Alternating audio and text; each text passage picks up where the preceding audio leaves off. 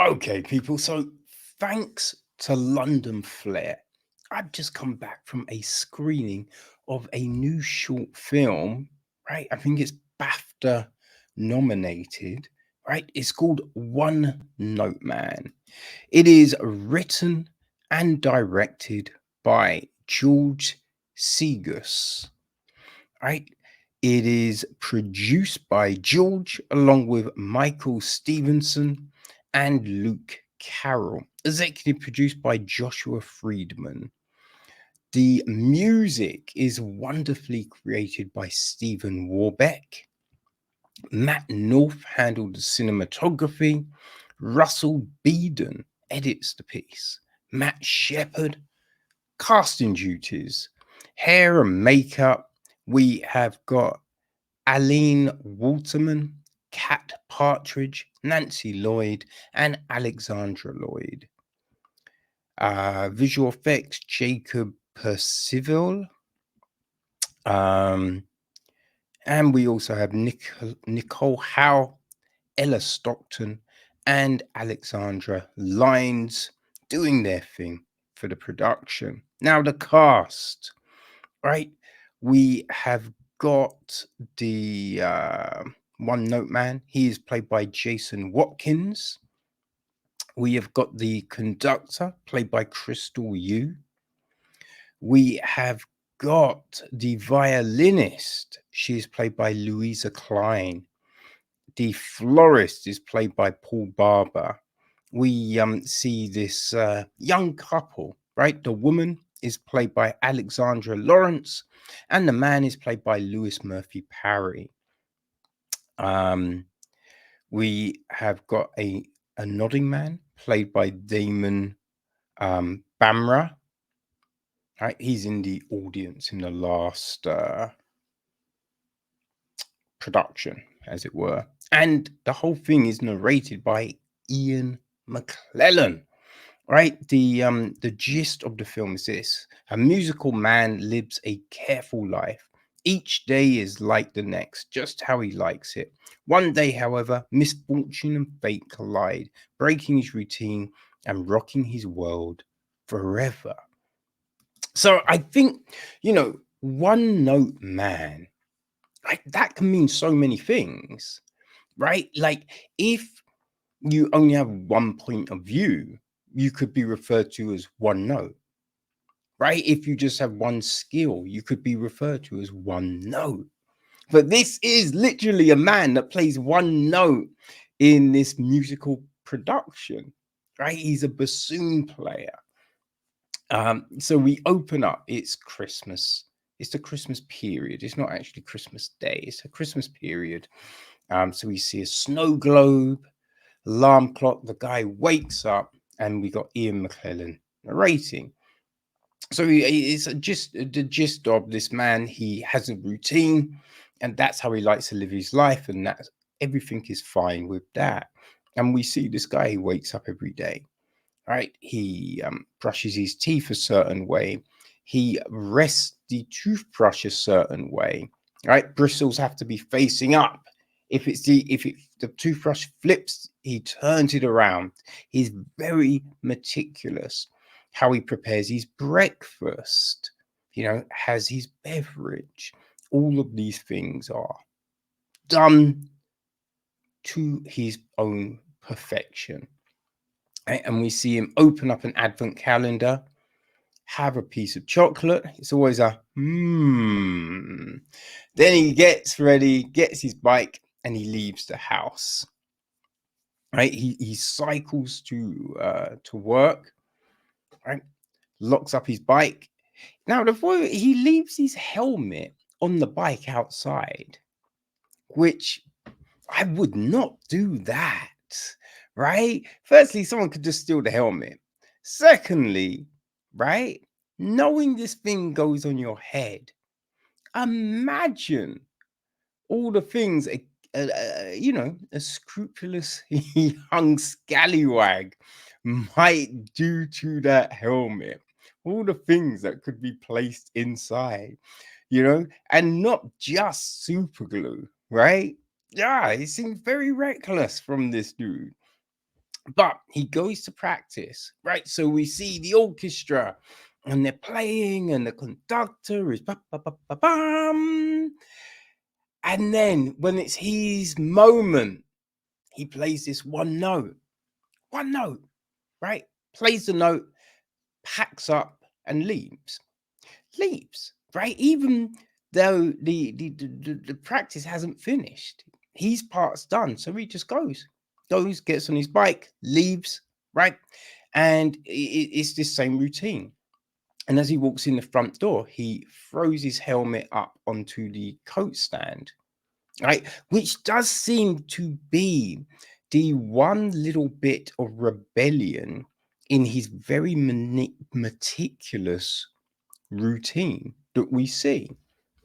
Now, the interesting thing is, one day, right, in no, it's actually, so we see them practice, and then there's a couple of actual productions where they play for the crowd. And so it's one of these. And he plays his note, and as he goes to pack up, he notices that his bassoon has got tangled in his garb, and he's all like, the music stand and everything. And so he's all mixed up. So it's taken him a lot longer to leave, where he usually it's bish bash bosh, he's out. So in the delay, right, he now catches the violinist piece, and hearing her play, it captivates him. It's like he's woken up out of the fog and morose that he has been in. Because we see him in this routine as he goes to bed, he looks, and there's a picture of him and his wife, and then there's an urn, right? So we know that, he's dealing with this. We don't know when this happened, but it's a loss, right? You lose your life partner. It's going to shake everything, right? So we see this. But yeah, it's like this music has, let him glimpse the world again, right? So then after that, we see him change the routine, right? Because every day he was waking up dead on his alarm, right? Now he's woken up early, right? Everything is thrown a little bit, right? And his note playing has been thrown a little bit. So I think this is very interesting in the way it's been put together. It is such a delight to watch, because there is no dialogue, right? There's no dialogue whatsoever in this piece. We have 20 minutes of watching this routine and music, right? And music used in a way where it's not just this is happy, this is sad, but it's actually the dialogue, right? The music is telling us this story, right? The music is narrating. We have Ian McKellen a little bit at the beginning and a little bit at the end, but the music is the real narrator, right?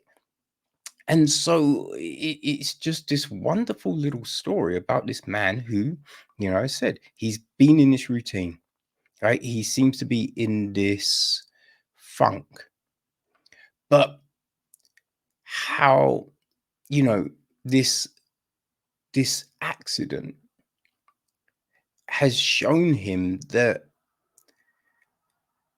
you don't have to live by a routine, right? Going with the flow can really just bring so much joy to your life. And, you know, as this story goes on, we see, you know, that he's found this new thing, right? He has this new focus,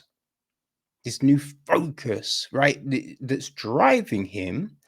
But I think what we also see is where he is now focused on this new thing, right? And every day he's doing this thing in an effort to obtain this new thing, to get this new thing into his life, right? But in doing that, he's created this new routine, you know? And it's not until the very end where he then just throws all caution to the wind and goes a little jazzy, right? Goes a little jazzy, right? And when you watch the film, you understand what I mean by that. But it's that that then creates this environment where everything is open, right? Everything is open. And it's just, it is very joyful. It is very joyful. It's very well done, right? 20 minutes. And we get this complete story, this wonderful little tale, this lovely music, just, embracing you for all that time. And we get to find this story of this one note man. So yeah, this was fantastic. After the screening, there was a little Q&A with George, and also with Stephen Warbeck, and it was very interesting to hear some of the insights into how this came together.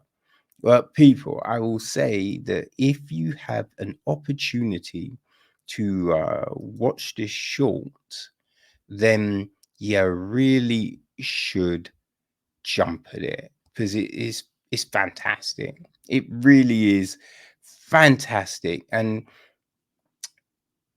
George and Stephen have used music here very similar to how James Samuels has used it in his films. Like, I was so blown away right at the Royal Festival Hall when that first film plays, and then with Book of Clarence, again, this just wonderful marriage of visuals and audio, right? And what's done here with One Note Man, it was a similar experience. So, hey, people, if you get an opportunity, go check it out. I'm gonna talk to London Flair, see if they have any other release dates, and I will put those on the website. So yeah, go check that. Go follow these cats on social, because if this is a calling card, man, you will want to visit. All right, so check it out. One Note Man.